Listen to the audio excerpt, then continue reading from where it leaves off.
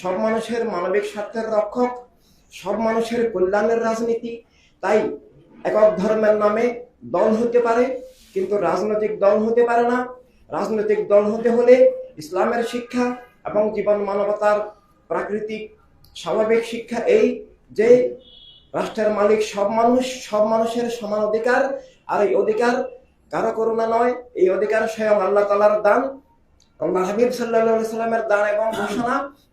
তাই একক ধর্মের নামে রাজনীতি, রাজনৈতিক দল, রাষ্ট্র হতে পারে না।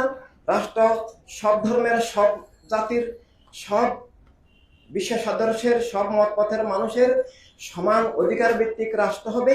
আর তাই রাজনীতিও হবে সার্বজনীন মানবিক। একক মতবাদ ভিত্তিক দল হতে পারে, একক ধর্ম ভিত্তিক বা একক মতবাদ ভিত্তিক, একক মতাদর্শ ভিত্তিক দল হতে পারে, একক পেশা শ্রেণী ভিত্তিক দল হতে পারে, কিন্তু রাজনৈতিক দল হতে পারে না।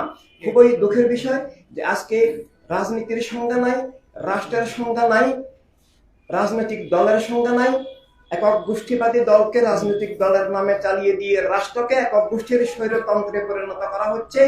এবং একক গোষ্ঠীবাদী দল যখন ক্ষমতায় যায়, ধর্মের নামে হোক, কোনো জাতীয়তাবাদের নামে হোক, কোনো মতবাদের নামে হোক, তারা সংবিধানকে, রাষ্ট্রকে একক গোষ্ঠী ভিত্তিক করে অন্য সব মানুষের অধিকার, স্বাধীনতা, মত পথ, ধর্ম বিশ্বাসকে রুদ্ধ করে ক্ষমতার বলে নিজেদের মতবাদকে ধর্মের নামে বা রাষ্ট্রীয় ভাবে বিভিন্নভাবে চাপিয়ে দেয়, জীবনকে রুদ্ধ করে, অধিকার স্বাধীনতাকে হরণ করে। তাই একক গোষ্ঠীবাদী দল যখন রাজনৈতিক দল দাবি করে, সেটা অন্যায়, সেটা অবিচার, সেটা স্বৈর রাজনীতি।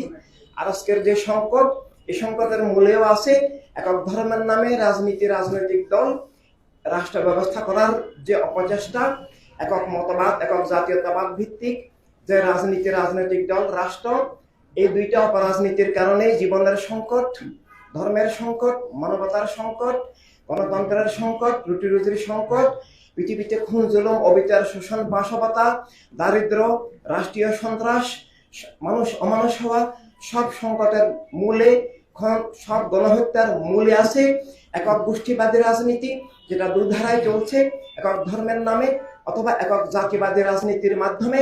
তাই সব মানুষের অধিকার, স্বাধীনতা, জীবন নিরাপত্তা নিশ্চিত করতে হলে, সব মানুষের রাষ্ট্রীয় মালিকানা, রাষ্ট্রীয় নাগরিকত্ব নিশ্চিত করতে হলে একটা মাত্র পথ, সেটা হচ্ছে একক গোষ্ঠীবাদী রাজনীতি থেকে মুক্ত হয়ে সব মানুষের জীবন, অধিকার, স্বাধীনতা ভিত্তিক যে রাজনীতি, যে রাজনীতির লক্ষ্য সব মানুষের অধিকার, স্বাধীনতা, নিরাপত্তা, মালিকানা ভিত্তিক মানবতার রাষ্ট্র প্রতিষ্ঠার লক্ষ্যে যে মানবতার রাজনীতি, তা আমাদেরকে প্রবর্তন করতে হবে।